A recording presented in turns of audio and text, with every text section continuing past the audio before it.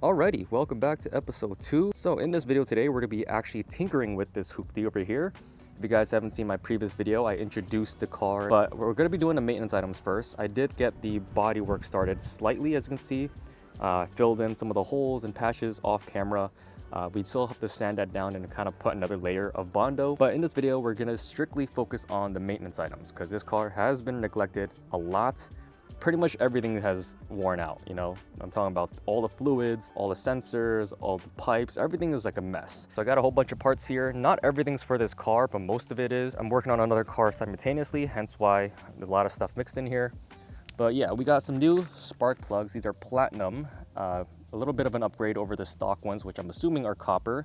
I'm not getting iridium ones just because they're more expensive and I'm trying to be as cost effective as possible. We also got some cabin air filters and air intake filters for the engine bay. Nothing like high end yet again. All these parts are like your basic stuff that you get at like Advanced Auto or AutoZone. Also got some of this. This is a Easy Chill, my goodness.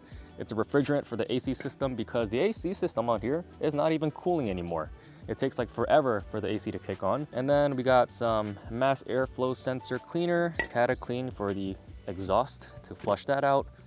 We got some Seafoam, which is gonna help clean the top portion of the engine. We got, what is this? Motor flush before an oil change, just to flush the system out. And then we got some carbon throttle body cleaner because we gotta do that as well. And then power steering fluid to top that up. So yeah, let's get this thing started. Let's just pop the hood open and see what we're working with.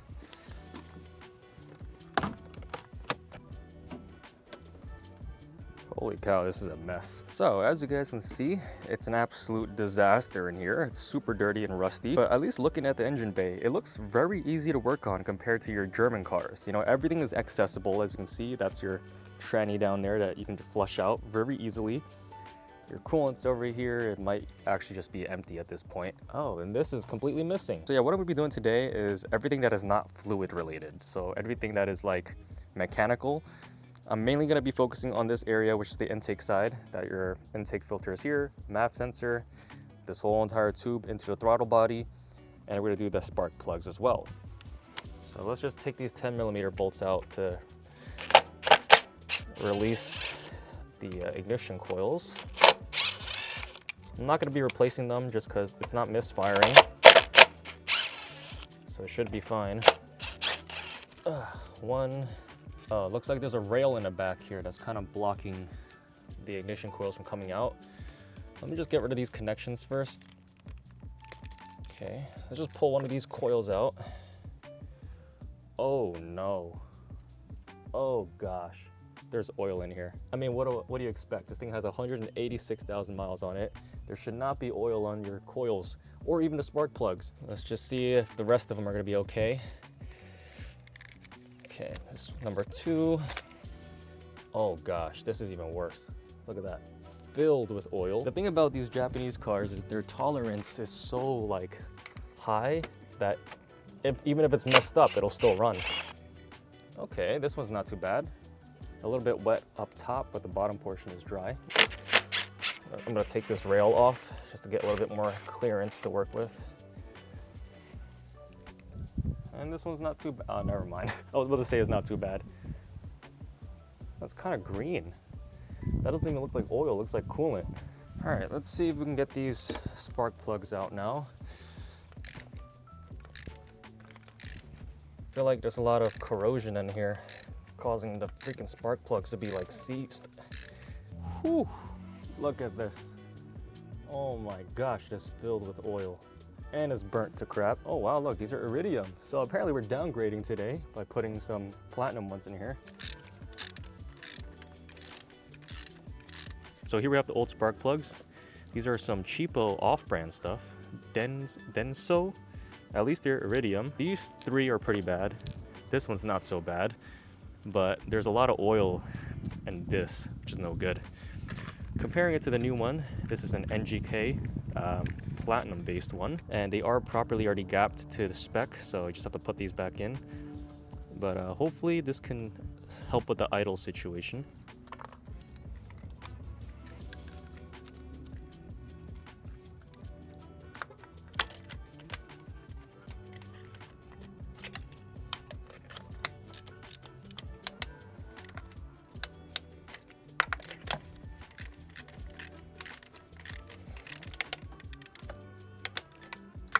Now we can put our coils back in. Hopefully it's a clean surface.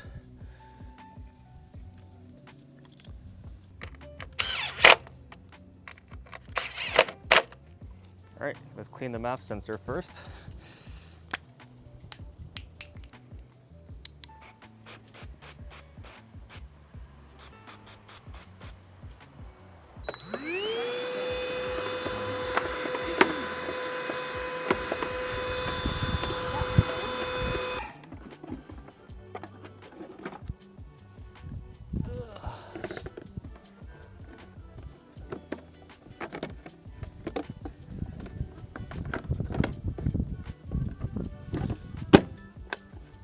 Won't even lock in place now.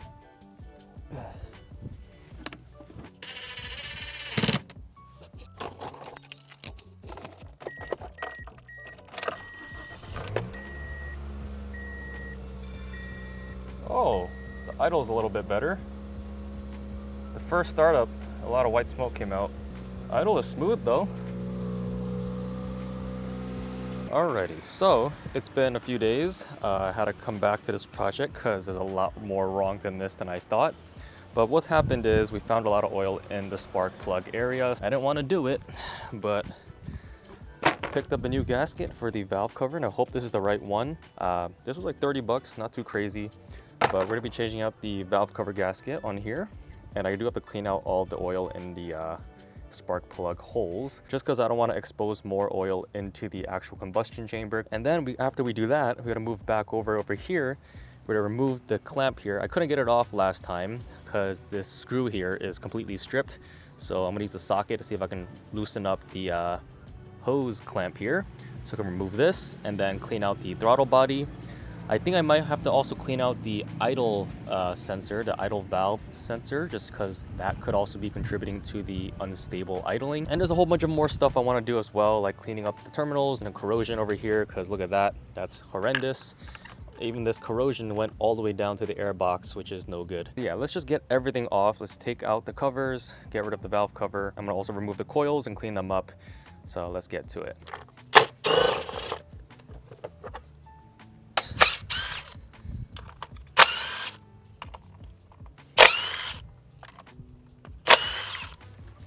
Oh, there we go. It's a lot easier than I thought.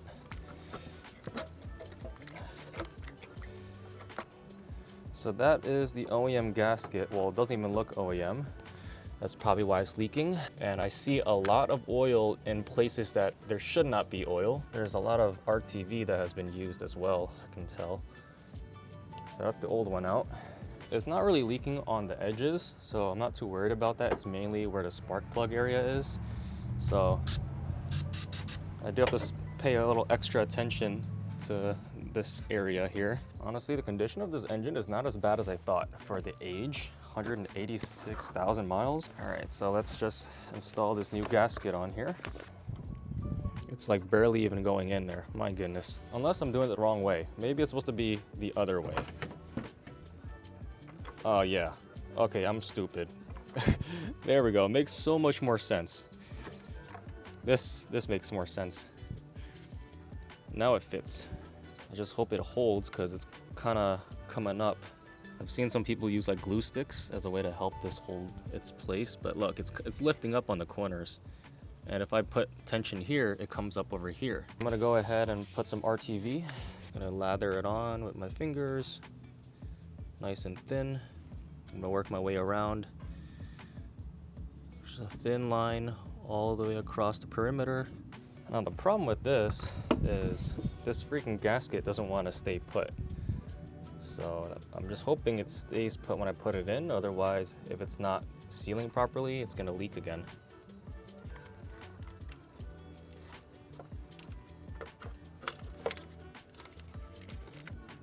Oh, it's popping out on the back. Come on. All right, it looks pretty good right now. Everything lines up. If there's any part that's sticking out, I kind of push it in and then it goes back into its designated spot. All right, so my camera cut off, but basically I put the valve cover back on. I put the bolts back in, the hoses back in. Still have one more hose to connect, but now I'm gonna torque these bolts down. So the outer bolts are spec'd to about 8 foot-pound, and the inner bolts are 6 foot-pound. But I do want to add a little bit extra just because these are old bolts and they're used up. So I want to add a little bit more pressure. So I'm probably going to do about 10 on the outside and maybe 8 on the inside. All right, I'm going to go across.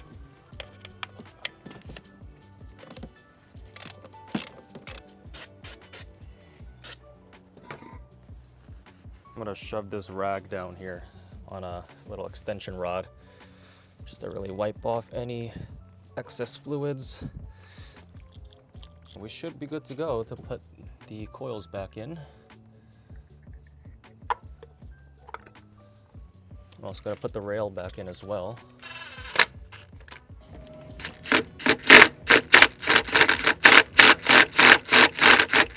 Okay, so my socket's stuck on here, but it's fine.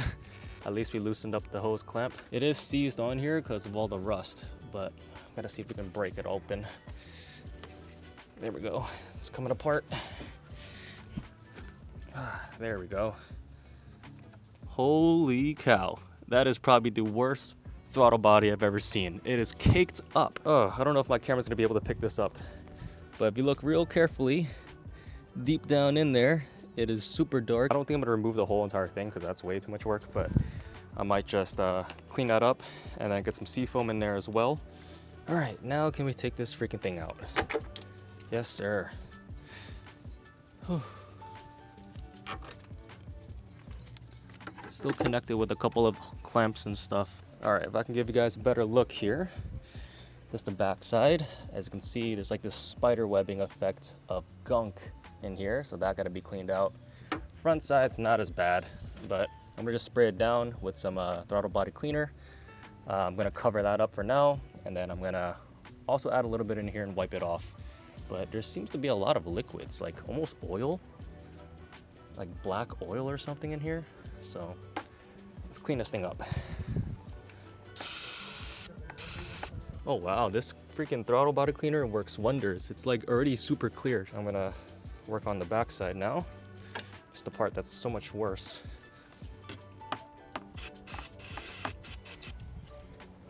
All right, let's see what this is looking like. So now, let's you guys take a look. A little bit better. The front's a lot cleaner now. Some carbon deposits on the edges, but not too bad. This thing, when it opens up, is pretty smooth now. All right, so I think that should be it. I couldn't find the idle sensor or the idle valve, whatever it is. And then this is just two 10mm bolts to hold the tension. This goes in here. Now before I close up this bottom hose, I do want to use some seafoam top engine cleaner and spray it through the throttle body. Open this, kind of get it in there. And basically you want to start the engine and rev it up to 2000 RPM as you spray this simultaneously. But since I'm one person, I won't be able to do that. So I'm going to just spray a little bit in here and then just kind of rev it up later. I'm just going to kind of fill it. I'm going to try to see if I can start the car with this loose like that. Hopefully it doesn't turn off and stall.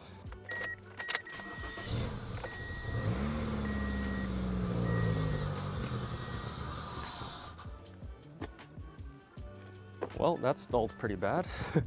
I guess because we have a leak here. So let me just, I might have to close it up. But for now, I'll just spray as much as I can in here, button it up and rev it up. All right, so I sprayed about half of the container in here. I'm gonna just put the hose back on. I'm not gonna tighten it yet. I'm gonna just start it up.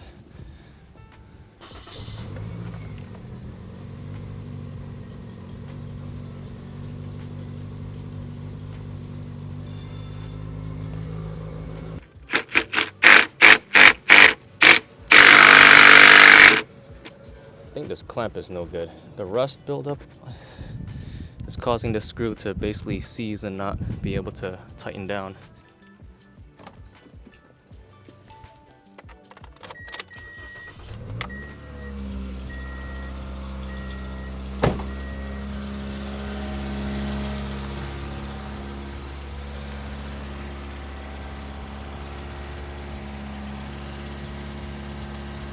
Holy cow, look at that smoke.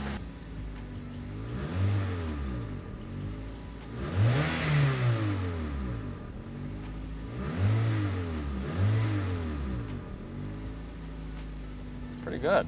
I'm gonna put it in gear. Drops down to 1,000. Put in park, comes back to like maybe 1.3. Look at her go. Sheep hers. Sounds pretty smooth as well.